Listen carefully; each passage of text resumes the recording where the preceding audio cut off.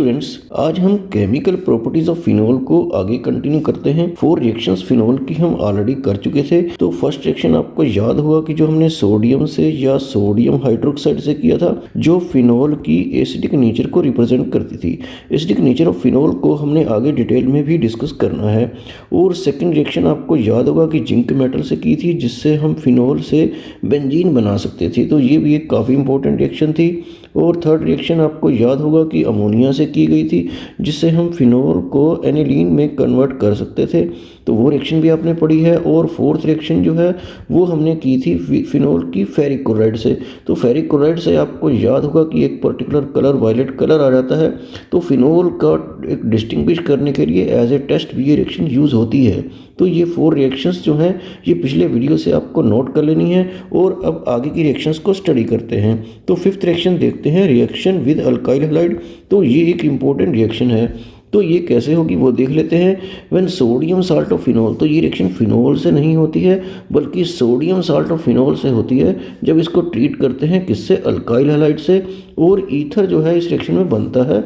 और इस रिएक्शन को आपको याद होगा कि क्या बोलते हैं, विलियमसन सिंथेसिस। तो विलियमसन सिंथेसिस रिएक्शन जो है आपने इस तरीके से पढ़ी हुई है पहले, RX प्लस R-ONA, जिससे क्या बन जाता है, ROR- प्लस NaX। तो ये रिएक्शन हमें फिनोल के लिए लिखनी है। तो फिनोल से रिएक्शन नहीं होगी, फिनोल का सोडियम साल्ट लेना है। तो हम क्या लेंगे यहाँ पर, ये R- की जगह हमने बेंजीन फिनाइल ग्रुप लिया है, और ONA। तो ये क्या है, ये है सोडियम फिनोक्साइड। तो सोडियम फिनोक्साइड में हम क्या करेंगे, अल्काइल हैलाइड लेंगे। अल्काइल हैलाइड सपोज हम मिथाइल ब्रोमाइड ले लेते हैं। तो आपको पता है कि NaBr तो यहाँ से निकल जाएगा, और आपके पास क्या होगा, ये O के साथ क्या लगेगा, CH3 लग जाएगा। तो इस तरीके से ये रिएक्शन हो जाएगी। और NaBr जो है सोडियम ब्रोमाइड साइड प्रोडक्ट होगा। तो ये मिथाइल फिनाइल ईथर हो जाएगा, जिसको क्या बोलते हैं, मिथॉक्सी बेंजीन, इसका IUPAC नेम है। तो इस तरह से सोडियम से नहीं बल्कि सोडियम साल्ट ऑफ फिनोल से अल्काइल हैलाइड के साथ ट्रीट करके आप ईथर बना सकते हैं।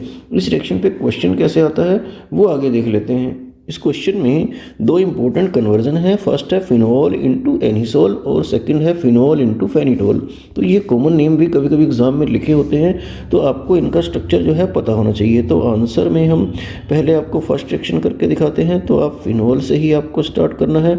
और एनिसोल क्या है, मिथॉक्सी बेंजीन है, एक ईथर है। तो फिनोल का पहले आपको सोडियम साल्ट बनाना पड़ेगा, इसको NaOH के साथ ट्रीट करना पड़ेगा। तो क्या बन जाएगा, पहले की तरह ये बन जाएगा ONA सोडियम फिनोक्साइड। और इसको आप फिर मिथाइल ब्रोमाइड से या मिथाइल आयोडाइड से ट्रीट कर सकते हैं। NaBr निकाल दीजिए। तो इस टाइप से ये मिथॉक्सी बेंजीन बन जाएगा। Methoxy benzene methyl phenyl ether होता है, और इसका कॉमन नेम होता है एनिसोल। तो इस तरह से ये फिनोल से हम एनिसोल बना सकते हैं।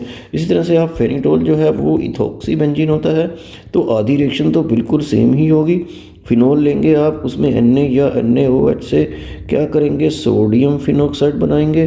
तो सोडियम फिनोक्साइड बनाने के बाद आपको इसको इथाइल ब्रोमाइड से ट्रीट करना है, और NaBr जो है वो निकाल कर, तो ये क्या बन जाएगा, ये इथॉक्सी बेंजीन बन जाएगा। इथॉक्सी बेंजीन का ही कॉमन नेम क्या है, फेनिटोल। तो ऐसे फिनोल इनटू फेनिटोल भी आप बना सकते हैं। आगे आपको एक पॉइंट नोट कर लेना है कि phenol on reaction with PCl5, कि फिनोल की अगर आप PCl5 से रिएक्शन करें, तो जब अल्कोहल की PCl5 से रिएक्शन करते हैं तो OH जो है वो Cl में चेंज हो जाता है।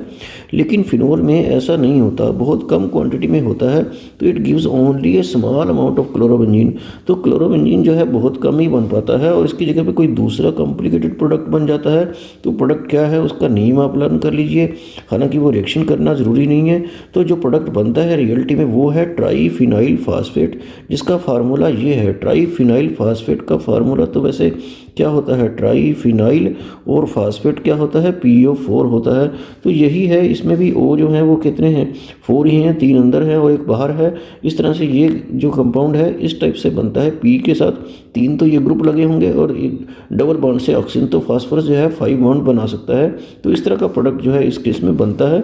तो ये जस्ट आप नोट कर सकते हैं। आगे 6 नंबर पर देखते हैं एक बहुत इंपॉर्टेंट रिएक्शन। यह है reaction with acid chloride and anhydride. तो एसिड क्लोराइड से या अनहाइड्रेट से हम रिएक्शन करते हैं फिनोल की, तो फर्स्ट नंबर पर जो रिएक्शन करेंगे इसको असाइलेशन बोलते हैं। तो ये होती कैसे है, आप फिनोल ले लीजिए ऐसे, और यहाँ पर हम CH3COCl, इसका कॉमन नेम आपको याद होगा कि एसिटाइल क्लोराइड इसको बोलते हैं। तो ये ग्रुप जो है ऊपर लग जाएगा H की जगह पे, और H और Cl जो है आपको निकाल देना है और इसको उल्टा करके लगाना है, तो वो ध्यान रखना है आपको। तो ये रिएक्शन जो है आपको याद रखना है किसी बेसिक मीडियम में, जैसे पिराडीन भी एक बेस होता है तो वो इसमें यूज़ करेंगे। और यहाँ बनेगा क्या वो देख लीजिए, तो फिनोल का O तो वहीं पे रहेगा, और ये जो ऊपर ग्रुप लगाना है OCOCH3 ये लगा देना है, और साइड में क्या निकलेगा HCl। HCl एक एसिड है, एसिड को रिमूव करने के लिए ही ये पिराडीन बेस जो है यहाँ पे डाला जाता है। तो ये कंपाउंड जो है ये क्या बना है, ये एक COO ग्रुप है इसमें, और इसका जो कॉमन नेम है वो क्या है, फिनाइल एसीटेट है। तो ये कॉमन नेम इसका कैसे बना वो भी आपको समझना है। अभी हम आगे दूसरी रिएक्शन देख लेते हैं, ये है एसिटाइलेशन। तो ये रिएक्शन भी बिल्कुल सिमिलर ही है, इसमें कोई डिफरेंस खास नहीं है। और ये फिनोल हमने लिया और यहाँ पर हम एसिटिक अनहाइड्राइड ले लेते हैं। तो अगर एसिटिक अनहाइड्राइड से रिएक्शन करें, यहाँ पे इसका नेम लिख देते हैं एसिटिक अनहाइड्राइड, तो इससे भी रिएक्शन जो है वही बनेगी और प्रोडक्ट जो है यही बनेगा। ये CO ग्रुप ऊपर लगेगा और H जो है यहाँ पर लग जाएगा इस टाइप से यहाँ पर, और ये साइड में जैसे उस रिएक्शन में HCl निकला था, इसमें क्या निकलेगा वो देख लीजिए। प्रोडक्ट जो है वही बनेगा, फिनोल के ऊपर वो तो रहेगा ही, और H की जगह पे ये ग्रुप उल्टा होके COCH3 जो है यही हमने लगाया है। और साइड प्रोडक्ट अब की बार क्या है, CH3COH, एक वीक एसिड है, और आपको पता ही है ये क्या है, एसिटिक एसिड है। और ये प्रोडक्ट तो वही है जो अभी बनाया था, तो वो क्या है, फिनाइल एसीटेट है। और इसकी कंडीशन जो है इस रिएक्शन में पिराडीन नहीं है, ये आपको याद रखना है कि जब एसिटिक अनहाइड्राइड आप लेते हैं तो कैटलिस्ट आपको CH3CON ने सोडियम एसीटेट लेना है, और few drops of sulphuric acid की प्रेजेंस में ये रिएक्शन होती है। तो इस तरह से ये रिएक्शन होगी। फिनाइल एसीटेट का स्ट्रक्चर जो है आपने ज़रूर एक बार नोट कर लेना है। आगे आपको ये समझना है कि ये जो फिनाइल एसीटेट बना है इन दोनों रिएक्शन में, तो इसका जो फार्मूला है वो कैसे हम लिख सकते हैं ताकि आपको नेम समझ में आ जाए। तो यहाँ पे ये CH3 देख लीजिए, ये CH3 है और इसके साथ क्या है, CO है, और एक O जो है ये वाला है, और आगे फिनाइल ग्रुप है। तो इस टाइप से ये COO एक एस्टर बनता है, फिनाइल एसीटेट या फिनाइल इथानोएट इसका नेम होता है। तो इस स्ट्रक्चर को आप एक्चुअली इस तरीके से देखकर इसका नेम समझ सकते हैं। और आगे एक आपको ये बात समझनी है कि what is the difference between acylation and acetylation. दोनों से सेम प्रोडक्ट बना है और दोनों में ही हमने H की जगह पे COCH3 ग्रुप लगाया है, तो क्या दोनों एक ही हैं। तो ये आपको समझना है कि व्हाट इज़ एसाइलेशन। तो जब हम H की जगह पर फिनोल में RCO ग्रुप लगाते हैं, R कुछ भी हो सकता है, तो उस रिएक्शन को एसाइलेशन बोलते हैं। अगर R की जगह पे पर्टिकुलरली CH3 है, मीन्स हम 2 कार्बन ही लगाते हैं, तो then that acylation is called as acetylation. तो इन दोनों रिएक्शन को आप एसाइलेशन भी कह सकते हैं क्योंकि RCO ग्रुप आपने लगाया है, और दोनों ही रिएक्शन में R की जगह पे CH3 ही है। तो ये दोनों एसाइलेशन जो है वो किस टाइप की एसाइलेशन है, ये पर्टिकुलरली एसिटाइलेशन है। एसिटाइलेशन ये इंडिकेट करता है कि यहाँ पर जो ग्रुप आपने लगाया है वो 2 कार्बन वाला ही होना चाहिए, COCH3। तो इस तरह से एसिटाइलेशन एसाइलेशन का एक टाइप है। तो ये दोनों एसिटाइलेशन ही है रियलिटी में, क्योंकि दोनों में ही हमने 2 कार्बन ही लगाए हैं, और एसिटाइल ग्रुप जिसे बोलते हैं CH3CO वही लगाया है। तो ये 2 पार्ट है। इस रिएक्शन का एक थर्ड पार्ट भी है, वो भी आपको देखना है। इस रिएक्शन के थर्ड पार्ट को बोलते हैं ये बेंजोइलेशन। तो हमें बेंजोइलेशन भी करनी है फिनोल की, तो फिनोल लिख लेते हैं और इसमें डालते हैं बेंजोइल क्लोराइड C6H5COCl। तो इसको क्या बोलते हैं ये भी आप नोट कर लीजिए। तो ये है बेंजोइल क्लोराइड, और ये रिएक्शन उसी तरह से होगी। ये सारा ग्रुप जो है H की जगह पे आपको लगाना है इस तरह से उल्टा करके, तो वो O तो रहेगा ही, और CO C6H5 ये फिनाइल ग्रुप ही है, और यहाँ से H और Cl आपको निकाल देना है। तो ये एसिड है, एसिड को रिमूव करने के लिए आप कोई बेस ले सकते हैं। तो इस पर्टिकुलर रिएक्शन में आपको बेस NaOH ही लेना है, तो यही बेस इसमें ठीक रहता है, तो यही आपको यूज़ करना है और अपनी तरफ से आपको चेंज नहीं करना है। तो फिनोल से बेंजोइल क्लोराइड डालकर जो बेंजोइलेशन करते हैं, तो ये जो प्रोडक्ट बना है ये क्या है ये भी आपको नोट करना है। तो इसका नेम है फिनाइल बेंजोएट, जैसे ऊपर वाला नेम आपको समझाया गया था इसी तरह से ये फिनाइल बेंजोएट जो है ये बनता है। और इस पर्टिकुलर रिएक्शन को जो थर्ड नंबर पर है इसको स्कॉटन बोमेन रिएक्शन बोलते हैं। तो जो बेंजाइलेशन होती है चाहे वो फिनोल की करें या आगे हम किसी और की करेंगे तो वो सब स्कॉटन बोमेन रिएक्शन ही होंगी। आगे आपको एक इम्पोर्टेंट पॉइंट नोट करना है कि वो जो फर्स्ट और सेकंड रिएक्शन में बनाया था फिनाइल एसीटेट वो दैट अंडरगोस फ्राई रीअरेंजमेंट, तो उसमें एक रीअरेंजमेंट हो जाता है जिसको फ्राइज रीअरेंजमेंट बोलते हैं। तो वो रीअरेंजमेंट की रिएक्शन कैसे होती है वो देख लेते हैं। तो क्या फिनाइल एसीटेट का फार्मूला आपको याद है? यहाँ देखिए क्या लगता था बेंजीन के ऊपर, वो था OCOCH3, तो यही था फिनाइल एसीटेट। तो ये फिनाइल एसीटेट इस तरह से इसका नेम मैंने आपको बता दिया था। और ये रिएक्शन जो हम करेंगे अनहाइड्रस अल्युमिनियम क्लोराइड की प्रेजेंस में, जब इसको हीट करते हैं तो क्या बन जाता है, ये COCH3 ग्रुप जो है ये यहाँ पर लग जाता है ऑर्थो पोजीशन पे या पैरा पोजीशन पर। तो जो प्रोडक्ट बनता है वो क्या बनता है वो देख लीजिए। ये COCH3 जो है ग्रुप यहाँ पर आ गया है और यहाँ से H निकल कर यहाँ पे लग गया है। तो ये ऑर्थो पर आएगा या पैरा पर, तो पैरा पे लगेगा तो ऐसे लगा देंगे। और ये ऊपर OH तो रहेगा ही रहेगा वहाँ पर। जब यहाँ से ये ग्रुप लगा है तो यहाँ से H निकल कर वहाँ पर चला गया। तो अगर ये OH ना होता तो इस कंपाउंड का नेम क्या होता, तो ये मिथाइल फिनाइल कीटोन होता जिसको एसीटोफिनोन बोलते हैं। तो इस एसीटोफिनोन OH को छोड़ के बाकी जो चीज़ है ये एसीटोफिनोन है। तो इसमें ऑर्थो पोजीशन पर हाइड्रोक्सी ग्रुप लगा है या पैरा पोजीशन पर अगले केस में देखिए हाइड्रोक्सी ग्रुप लगा है। तो इन दोनों कंपाउंड्स के नेम इकट्ठे ही यहाँ पर लिख देते हैं ortho and para hydroxy acetophenone. तो पहले वाला ऑर्थो हाइड्रोक्सी एसीटोफिनोन है और दूसरा जो कंपाउंड है वो पैरा हाइड्रोक्सी एसीटोफिनोन। और इस पर्टिकुलर रिएक्शन को बोलते हैं फ्राइज रीअरेंजमेंट। तो ये भी आपको ज़रूर करना है। यहाँ पर जो है फिनोल की फर्स्ट कैटेगरी की रिएक्शन जो है वो ख़त्म हो जाती हैं। फर्स्ट कैटेगरी जो है वो किसकी वजह से थी, that is due to phenolic group. तो आगे हमें सेकंड कैटेगरी की रिएक्शन को कंटिन्यू करना है। नेक्स्ट कैटेगरी ऑफ रिएक्शन जो है वो है reaction due to benzene ring. तो बेंजीन रिंग की वजह से जो रिएक्शंस होती हैं उन्हें बोलते हैं इलेक्ट्रोफिलिक सब्स्टिट्यूशन रिएक्शन। तो अगर ये एग्जाम में आए तो कि what are electrophilic substitution reaction, तो आप क्या लिखेंगे, the reaction in which the attacking reagent is an electrophile are called as electrophilic substitution reaction. Electrophile वो होता है जिसके ऊपर पॉजिटिव चार्ज हो, मीन्स कि जिसके पास इलेक्ट्रॉन डेफिशिएंसी हो। तो ये इलेक्ट्रोफिलिक सब्स्टिट्यूशन रिएक्शन में हम ये रिएक्शन करेंगे हैलोजिनेशन, नाइट्रेशन, सल्फोनेशन और फ्रीडलक्राफ्ट। तो इनको एक एक करके देखते हैं। तो फर्स्ट जो है इसमें नंबर वही कंटिन्यूटी में रखते हैं, 6 रिएक्शन हम ऑलरेडी कर चुके हैं। तो ये सेकंड कैटेगरी 7th रिएक्शन से स्टार्ट होती है। तो हैलोजिनेशन हमें करनी है फिनोल की। तो हम फिनोल ले लेते हैं और इसमें कोई हैलोजन डालते हैं। सपोज हम क्या डालते हैं, ब्रोमीन डाल देते हैं। तो इसमें 3 ब्रोमीन जो है वो लेना पड़ेगा। ये reaction in the presence of water हम करेंगे। और फिनोल जो है एक एक्टिवेटिंग ग्रुप है। ये बेंजीन रिंग को जब ऊपर से नीचे इलेक्ट्रॉन देता है तो इलेक्ट्रॉन डेंसिटी यहाँ बेंजीन रिंग पर बढ़ जाती है। तो इलेक्ट्रोफाइल जो है ये तीनों जगह पर अटैक कर जाता है।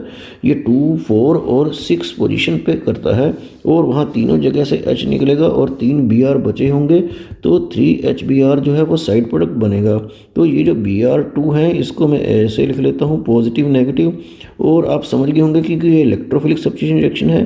तो यहाँ पर इलेक्ट्रोफाइल जो Br पॉजिटिव वाला है वही गया होगा 2 नंबर पर, मतलब ऑर्थो पोजीशन पर या पैरा पोजीशन पर या इधर से जो ऑर्थो पोजीशन है तीनों जगह पर। और तीनों जगह से BH निकला H पॉजिटिव और वो Br नेगेटिव के साथ कंबाइन होकर ये 3 HBr यहाँ पर बन गया।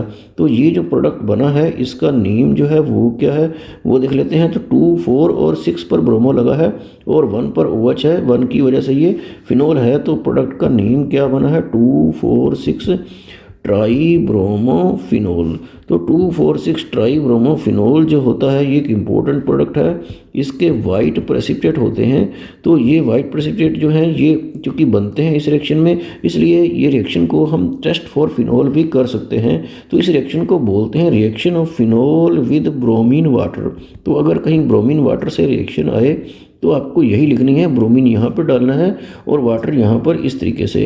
तो ये जो है इस रिएक्शन में 3 जो है हैलोजन लग चुके हैं। अगर एग्जाम में सिर्फ एक मोनो डेरिवेटिव ही आता है कि मीन्स आपको एक ही जगह पे ऑर्थो पे या पैरा पे ब्रोमो लगाना आता है, तो इस रिएक्शन को आपको लो टेम्परेचर पर करके ऑर्थो पैरा प्रोडक्ट बना सकते हैं। और तीनों जगह अगर लगाने को एग्जाम में नहीं आया है तो आपको नहीं लगाना है। तो ये रिएक्शन आप दोबारा कैसे करेंगे, ब्रोमीन CS2 की प्रेजेंस में 273 केल्विन। तो ये लो टेम्परेचर पर, ये टेम्परेचर लिखना आपको नहीं भूलना इस पर्टिकुलर रिएक्शन में।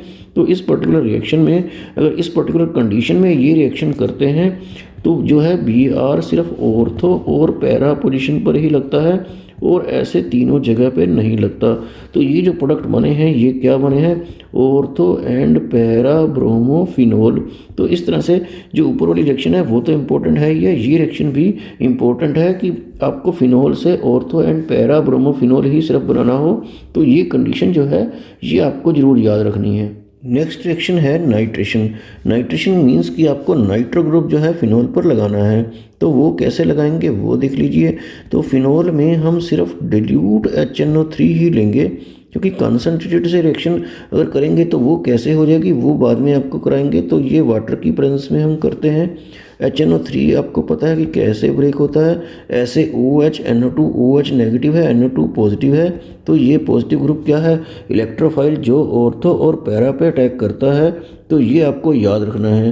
तो और ये भी आपको बाद में बताया जाएगा कि जो इलेक्ट्रोफाइल है फिनोल के केस में वो ऑर्थो पैरा डायरेक्टिंग क्यों है, तो इसका भी जवाब आपको मिल जाएगा। तो अभी हम यहाँ पर NO2 को ऑर्थो पोजीशन पर और पैरा पोजीशन पर लगा देते हैं और प्रोडक्ट जो हैं वो क्या बन गए हैं, ऑर्थो एंड पैरा नाइट्रोफिनोल। तो आपको याद रखना है कि ऑर्थो नाइट्रोफिनोल और पैरा नाइट्रोफिनोल के बॉइलिंग पॉइंट में डिफरेंस है। तो वो डिफरेंस क्यों है, उसका रीज़न क्या है, ये आपको आगे नोट करना है। तो अभी जो है अगर आपको NO2 सब जगह पे लगाना हो, 2 पोजीशन पर, 4 पोजीशन पर, 6 पोजीशन पर, तो आप कंसनट्रेटेड नाइट्रिक एसिड से रिएक्शन कर सकते हैं। वो डिपेंड करता है कि एग्ज़ाम में क्या पूछा गया है। तो उसमें तीनों जगह पे लग जाएगा। तो यहाँ पर HNO3 हम कंसनट्रेटेड ले लेंगे और कंसनट्रेटेड सल्फ्यूरिक एसिड की प्रेजेंस में जैसे नाइट्रेशन में अक्सर करते हैं। तो उसमें क्या होगा कि OH के साथ सब जगह पर, यहाँ पर 2 पोजीशन पर, 4 पोजीशन पर और ये 6 पोजीशन पर ये NO2 लग जाएगा। और ये नाइट्रिक एसिड कैसे ब्रेक हुआ था, इस टाइप से OH NO2, यहाँ पे NO2 है और ये इलेक्ट्रोफाइल है जो अटैक करता है, ये 3 है। तो तीनों जगह पे यहाँ पे लगेगा और तीनों जगह से H निकलेंगे जो OH के साथ कंबाइन करके क्या बनाएंगे, 3 वाटर साइड में। और ये जो प्रोडक्ट बना है इसका नेम देख लीजिए, 2,4,6 ट्राई नाइट्रो, 3 नाइट्रो हैं और OH की वजह से फिनोल, तो इसका नेम है ही। तो 2,4,6 ट्राई नाइट्रोफिनोल इसका नेम हो गया। और इसका कॉमन नेम भी आपको याद रखना है, पिक्रिक एसिड। तो कई बार ये क्वेश्चन आता है, how will you prepare picric acid from phenol. तो इस रिएक्शन से आपको ये करना है। आगे आपको एक बहुत इंपॉर्टेंट पॉइंट नोट करना है, ये जो ortho and para nitro phenol बनाए थे, दोनों आइसोमर थे, तो इनको सेपरेट कैसे करते हैं वो देख लीजिए। They can be separated by steam distillation. Steam distillation से उनको सेपरेट कर सकते हैं क्योंकि उनके बॉइलिंग पॉइंट में डिफरेंस है। तो वो किस वजह से है, जो ऑर्थो आइसोमर है वो स्टीम वोलेटाइल है, मीन्स कि वो जल्दी वेपोरेट हो जाता है, मीन्स उसका बॉइलिंग पॉइंट कम है due to intramolecular hydrogen bonding या चीलेशन। तो इसका मतलब क्या है वो देख लीजिए। जो ऑर्थो नाइट्रोफिनोल होता है उसमें OH और नाइट्रो ग्रुप जो है उसके सेकंड नंबर पर होता है। तो NO2 जो ग्रुप होता है वो इस टाइप से होता है। तो यहाँ पर क्या हो जाता है, हाइड्रोजन बॉन्डिंग हो जाती है। तो ये जो हाइड्रोजन बॉन्डिंग होती है जो एक ही मॉलिक्यूल के अंदर हो जाती है, तो इसको बोलते हैं इंट्रा मॉलिक्यूलर हाइड्रोजन बॉन्डिंग। जो एक मॉलिक्यूल खुद से करता है तो इसका मतलब वो अपने जैसे दूसरे मॉलिक्यूल से आगे एसोसिएट नहीं होता है, तो इसलिए उसका बॉइलिंग पॉइंट कम रहता है और वो जल्दी वोलाटाइल हो जाता है स्टीम में, मीन्स कि जल्दी वेपोरेट हो जाता है। अगर आप उसकी बात करें पैरा आइसोमर की, तो वो स्टीम वोलाटाइल नहीं है क्योंकि उसमें एसोसिएशन ऑफ मॉलिक्यूल्स हो जाती है by inter molecular hydrogen bonding. Inter molecular hydrogen bonding का मतलब है कि वो सारे मॉलिक्यूल आपस में जुड़ते हैं। तो उससे क्या होता है कि मॉलिक्यूल के एसोसिएट होने से, क्लोज आने से बॉइलिंग पॉइंट उसका ज़्यादा रहता है, तो वो वोलेटाइल नहीं होता। तो ये जो मैं बना रहा हूँ ये आपको पैरा नाइट्रोफिनोल के मॉलिक्यूल्स बना के दिखा रहा हूँ। इसमें क्या होता है कि O जो है वो स्लाइटली नेगेटिव और H positive, H positive, O negative, H positive, O negative, इस तरह से लगा लीजिए। तो यहाँ पर पॉजिटिव नेगेटिव का ऐसे बॉन्ड बन जाता है। तो इस तरह की हाइड्रोजन बॉन्डिंग जो एक मॉलिक्यूल दूसरे मॉलिक्यूल से करता रहता है, इसको क्या बोलते हैं, इंटर मॉलिक्यूलर हाइड्रोजन बॉन्डिंग। और इंटर मॉलिक्यूलर हाइड्रोजन बॉन्डिंग जिस केस में होती है तो उसमें क्या होता है, बॉइलिंग पॉइंट जो है वो थोड़ा हाई रहता है। तो इसलिए स्टीम डिस्टिलेशन से इन दोनों को सेपरेट करना जो है वो पॉसिबल हो पाता है। तो ये एक इम्पोर्टेंट पॉइंट है एनसीईआरटी के अकॉर्डिंग, तो ये आपको ज़रूर नोट करना है। इसी रिएक्शन में आपको एक और पॉइंट नोट करना है, ये क्या है, when phenol react with nitrous acid. तो नाइट्रिक एसिड की बजाय आप नाइट्रस एसिड भी ले सकते हैं एट लो टेम्परेचर, तो उसमें पैरा नाइट्रोसोफिनोल बन जाता है। नाइट्रेशन में तो आप NO2 ग्रुप लगाते हैं और ये जो रिएक्शन है इसको नाइट्रोसेशन बोलते हैं, मीन्स कि इसमें नाइट्रोसो ग्रुप लगाएंगे, NO ग्रुप लगाएंगे। तो इसमें क्या होगा, इसको फर्दर ऑक्सीडाइज कर सकते हैं डिल्यूट HNO3 से, ताकि पैरा नाइट्रोफिनोल बन जाए। तो वो NO ग्रुप जो है फिर से NO2 ग्रुप में चेंज हो जाता है। तो वो कैसे होता है ये भी आप यहाँ पे नोट कर सकते हैं कि आप फिनोल में आप HNO2 डाल दें। HNO2 को मैं ऐसे लिख देता हूँ, ये लो टेम्परेचर पर ही आपको करना पड़ेगा, अप्रोक्सीमेटली 280 के आसपास या 278 केल्विन टेम्परेचर रहता है। तो यहाँ पर ये रिएक्शन जो है ये भी याद रखना कि सिर्फ पैरा पोजीशन पर ही होती है। तो ये NO ग्रुप जो है यहाँ पर लग जाएगा और वहाँ से H और OH निकलेगा, वाटर निकलेगा। तो ये क्या बनेगा, यहाँ पर NO ग्रुप लगा के इसको नाइट्रोसो ग्रुप बोलते हैं। तो यहाँ पर मैं इसको क्या लिखूँगा, पैरा नाइट्रोसोफिनोल, पैरा नाइट्रोसोफिनोल है ये। और ये जो है यहाँ तक की रिएक्शन को नाइट्रोसेशन बोलते हैं। और पैरा नाइट्रोसोफिनोल कोई इंपॉर्टेंट कंपाउंड नहीं है, इसको फर्दर आप ऑक्सीडाइज कर सकते हैं in the presence of oxidizing agent, जैसे डिल्यूट HNO3 ले सकते हैं। तो इस केस में यहाँ पर फिर NO2 लगा सकते हैं और ये जो प्रोडक्ट बना है ये क्या है, पैरा नाइट्रोफिनोल। तो इस तरह से फिनोल से अगर खाली पैरा नाइट्रोफिनोल बनाना हो तो आप ये रिएक्शन को यूज़ कर सकते हैं। नेक्स्ट रिएक्शन है सल्फोनेशन। सल्फोनेशन किससे होती है, सल्फ्यूरिक एसिड से, तो ये आपको पता है। तो फिनोल की जो सल्फोनेशन की रिएक्शन है वो थोड़ा डिफरेंट है। यहाँ पर हम ले लेंगे H2SO4 कंसनट्रेटेड, और इसमें आपको याद है कि ये जो सल्फ्यूरिक एसिड है इस तरीके से ब्रेक होता है, ये नेगेटिव और पॉजिटिव। तो ये पॉजिटिव ग्रुप जो है इलेक्ट्रोफाइल है, ये ऑर्थो या पैरा पोजीशन पर लग जाता है और वहाँ से आप वाटर को रिमूव कर सकते हैं।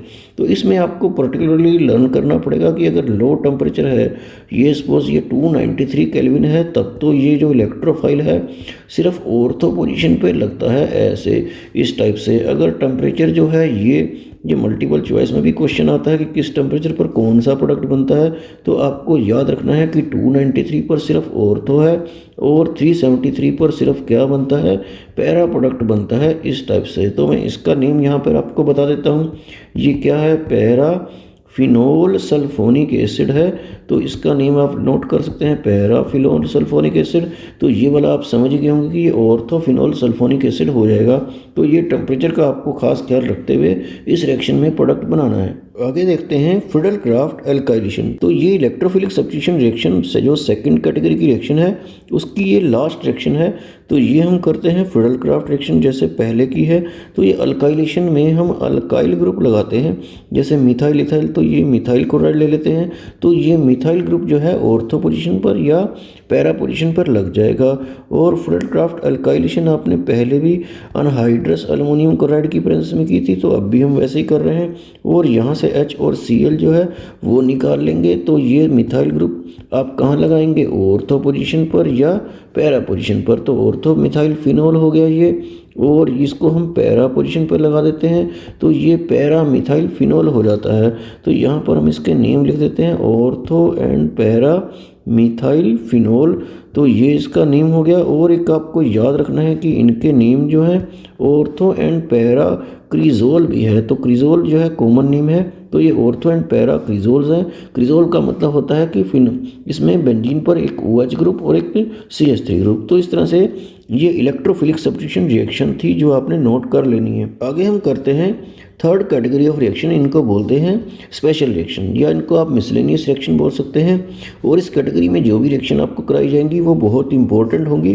तो अब 11वें नंबर पर रिएक्शन अब देखते हैं, ये है कोल्ड रिएक्शन। तो ये रिएक्शन जो है आपको याद रखना है कि ये फिनोल से नहीं सोडियम फिनोक्साइड से स्टार्ट होती है। तो ये हम यहाँ पर सोडियम फिनोक्साइड ले लेते हैं, यहाँ पे लिख भी देते हैं ताकि आपको याद रहे कि ये है सोडियम फिनोक्साइड और इसकी रिएक्शन आपको करनी है कार्बन डाइऑक्साइड से। तो इसमें कंडीशन होती है कुछ पर्टिकुलर, 400 केल्विन टेम्परेचर है और 47 एटमॉस्फेरिक प्रेशर है, तो ये आपको याद रखना है। और ये जो CO2 है ये कहाँ लगेगा, ये ऑर्थो पोजीशन पर लगता है, COO ऐसे, और यहाँ से H निकलेगा और ऊपर जो ONA है वो Na तो इधर आ जाता है यहाँ पर, और यहाँ से जो H है वो यहाँ पर चला जाता है। तो इस तरह का ये प्रोडक्ट जो है वो बनता है, ये आपको याद रखना है। और इसका जो नेम है वो है सोडियम सैलिसिलेट। तो ये सैलिसिलिक एसिड का एक सोडियम साल्ट है, तो सैलिसिलिक एसिड ही आपको इससे बनाना है। तो ये इसमें हम डिल्यूट HCl से करेंगे और Na और Cl जो है वो निकाल देंगे और यहाँ पर आपको H लगा देना है। तो ये जो प्रोडक्ट जो बनेगा ये एक काफ़ी इम्पोर्टेंट प्रोडक्ट है। तो ये क्या बन गया है, COOH। तो ये COH अगर बेंजीन पे लगता है तो उसको बेंजोइक एसिड बोलते हैं, और सेकंड नंबर पे OH भी लगा है तो इसको बोलेंगे ऑर्थो हाइड्रोक्सी बेंजोइक एसिड। तो ऑर्थो हाइड्रोक्सी जो बेंजोइक एसिड है उसका जो कॉमन नेम है वो आपको याद रखना है, वो है सैलिसिलिक एसिड। तो सैलिसिलिक एसिड एक बहुत ही इंपॉर्टेंट प्रोडक्ट होता है, इससे आगे बहुत सारे यूज़फुल कंपाउंड बनाए जा सकते हैं। तो वो क्या क्या है वो आगे हमें देखना है। तो यहाँ पर लिखा है salicylic acid used in preparation of number of useful compounds. तो वो यूजफुल कंपाउंड क्या है, वो 3 कंपाउंड्स हम आपको बना के दिखाएंगे, तो वो नोट कर लेने हैं। पहले नंबर पर देखते हैं एस्प्रिन। तो एस्प्रिन जो है एक सैलिसिलिक एसिड से बनने वाला एक बहुत ही इंपॉर्टेंट कंपाउंड है। तो इसको कैसे बनाएंगे वो देखना है आपको। ये जो एस्प्रिन है it is used as an analgesic. Analgesic का मतलब है कि पेन किलर की तौर पे इसको यूज़ करते हैं। जो डिस्प्रिन आपने सुना होगा मेडिसिन, तो वो एस्प्रिन ही होती है बेसिकली। तो वो क्या है, तो वो सैलिसिलिक एसिड से बनाई जाती है। तो मैं यहाँ पर सबसे पहले सैलिसिलिक एसिड लेता हूँ, OH और COOH है, तो इसकी एसिटाइलेशन करनी है। जैसे फिनोल की एसिटाइलेशन हमने पहले की थी, तो उसमें क्या लिया था, एसिटिक अनहाइड्राइड लिया था इस टाइप से। तो यहाँ पर इसका नेम भी लिखा है एसिटिक अनहाइड्राइड। और ये जो कंपाउंड लिया है ये सैलिसिलिक एसिड है। ये COH ग्रुप को आपको डिस्टर्ब नहीं करना है, इस H की जगह पर ये COCH3 ग्रुप लगाना है और वो H साइड में आ जाएगा। तो यहाँ पर जो है होगा क्या, यहाँ पर आपको याद है कि जब हमने एसिटिक अनहाइड्राइड लिया था तो पहले भी CH3CON ने सोडियम एसीटेट ही कैटलिस्ट लिया था और फ्यू ड्रॉप्स ऑफ H2SO4 भी ली थी। और ये अब आप H की जगह पे ये प्रोडक्ट जो है ये बनाना है आपको, H की जगह पे ये ग्रुप लगाना है। तो O तो पहले से ही लगा हुआ है और आपको क्या लगाना है, COCH3, और H जो है यहाँ इसके साथ मिल जाएगा CH3COOH। तो लास्ट में CH3COOH तो आपको लिखना ही है। और ये जो बेंजोइक एसिड वाला COOH ग्रुप था ये तो साइड में लगा ही रहेगा। तो ये जो कंपाउंड बना है ये आपको समझना है कि क्या है। ये COCH3 जो है ये एक एसिटाइल ग्रुप होता है और इसके साथ O लग जाए तो ये एक पूरा एसिटॉक्सी ग्रुप हो जाता है जो बेंजोइक एसिड के सेकंड नंबर पे लगा है। तो इसका जो IUPAC नेम है वो 2-एसिटॉक्सी बेंजोइक एसिड है, जो यहाँ पर आपको नोट कर लेना है। और क्योंकि ये सैलिसिलिक एसिड की एसिटाइलेशन से ये प्रोडक्ट बना है तो इसका दूसरा common name acetyl salicylic acid भी है, ये भी आपको याद रखना है। और इसको जनरली क्या बोलते हैं, एस्प्रिन। तो ये आपको नोट ही कर लेना है। तो अगर आप फिनोल से एस्प्रिन बनाना है, कन्वर्ट फिनोल इनटू एस्प्रिन, तो आपको फिनोल में सोडियम या सोडियम हाइड्रोक्साइड डालकर आपको सोडियम फिनोक्साइड बनाना पड़ेगा। उसके बाद आप कार्बन डाइऑक्साइड से कोलैबोरेशन करेंगे, फिर सैलिसिलिक एसिड बनेगा और फिर सैलिसिलिक एसिड से आपको एसिटिक अनहाइड्राइड से ट्रीट करके फिर जाके आप एस्प्रिन बना पाएंगे। तो इस तरह की रिएक्शन भी कभी कभी एग्जाम में आ जाती है। आगे सेकंड नंबर पर प्रोडक्ट जो है वो बनाना है सैलिसिलिक एसिड से, वो है salol, which is used as an internal antiseptic. इसको इंटरनल एंटीसेप्टिक के तौर पे यूज़ किया जा सकता है। जो डिटोल वगैरह आपने सुने हैं वो एक्सटर्नल एंटीसेप्टिक हैं, वो उनको बॉडी के इनसाइड यूज़ नहीं किया जा सकता, लेकिन ये एक इंटरनल एंटीसेप्टिक है जो सैलिसिलिक एसिड से बनता है। तो सैलिसिलिक एसिड का फार्मूला तो आपको लर्न हो ही गया होगा कि OH लगाना है और COH। तो सैलिसिलिक एसिड ले लिया हमने, इसमें फिनोल डालना है। तो फिनोल को हम शॉर्ट में लिख लेते हैं C6H5OH। तो जैसे एसिड और अल्कोहल की रिएक्शन आपने पहले स्टडी की हैं उसी तरह की रिएक्शन होने वाली है। इसका आप OH ले लीजिए और इसका H ले लीजिए और ये सारा ग्रुप जो है यहाँ पर लगा दीजिए। तो ये प्रोडक्ट जो है वो क्या बनेगा, ये ऊपर OH एज इट इज़ रहेगा और ये COO(C6H5) ये लग जाएगा और OH और H जो है साइड में क्या निकलेगा, H2O। तो ये सैलिसिलिक एसिड का एक फिनाइल डेरिवेटिव बन गया है। तो इसमें क्या बोलते हैं इसको, फिनाइल सैलिसिलेट, और शॉर्ट में इसको बोलते हैं सेलोल। तो इस तरह से ये प्रोडक्ट जो है आपको इसकी कंडीशन अगर लर्न कर सकें तो अच्छा रहेगा। ये POCl3 की प्रेजेंस में होती है। और इसी तरह से एक और प्रोडक्ट जो है इसी रिएक्शन में सैलिसिलिक एसिड से हम बना सकते हैं methyl salicylate, which is main constituent of oil of wintergreen. Oil of wintergreen जो है परफ्यूम्स वगैरह में या फ्लेवर वगैरह में कहीं यूज़ होता है, तो उसका मेन कांस्टिट्यूएंट जो होता है वो मिथाइल सैलिसिलेट होता है। इसकी बहुत अच्छी स्मेल होती है। तो सैलिसिलिक एसिड यहाँ पे दोबारा से लिख देते हैं OH और ये क्या है COOH, और इसमें आपको मीथेनॉल ऐड करना है। तो मीथेनॉल क्या है CH3OH, और इसको रिफ्लक्स करना है। तो ये कंडीशन भी आपको ध्यान में रखनी है और HCl की प्रेजेंस में रिएक्शन करनी है और इसका OH और इसका H और ये ग्रुप जो है ऊपर लगाना है। तो यहाँ पर प्रोडक्ट जो है वो क्या बन जाएगा, COO ये है, CH3 भी है इसके साथ। तो ये प्रोडक्ट बनता है और HOH और साइड में जो प्रोडक्ट निकलता है वो क्या है, वाटर है। तो ये मिथाइल सैलिसिलेट है इसका नेम। तो ये भी आपको लर्न करना है। तो जो सैलिसिलिक एसिड से जो मेन प्रोडक्ट है वो तो एस्पिरिन ही था जो मैंने पहले करा दिया था, और सेलोल और मिथाइल सैलिसिलेट ये दो प्रोडक्ट भी सैलिसिलिक एसिड से बनते हैं। तो ये भी आपको नोट करने हैं। 12th नंबर पर एक बहुत इंपॉर्टेंट रिएक्शन है रेमन-टेमन रिएक्शन। इस तरह से 13 नंबर पर रिएक्शन विद थैलिक एनहाइड्राइड है और इस तरह से और भी काफ़ी रिएक्शंस हैं। यहाँ पर 60th नंबर तक केमिकल प्रॉपर्टी फिनोल की होंगी और उसके अलावा फिनोल में और भी कुछ इंपॉर्टेंट टॉपिक है, एसिडिक करैक्टर भी, वो सब हम डिस्कस करेंगे नेक्स्ट लेक्चर में।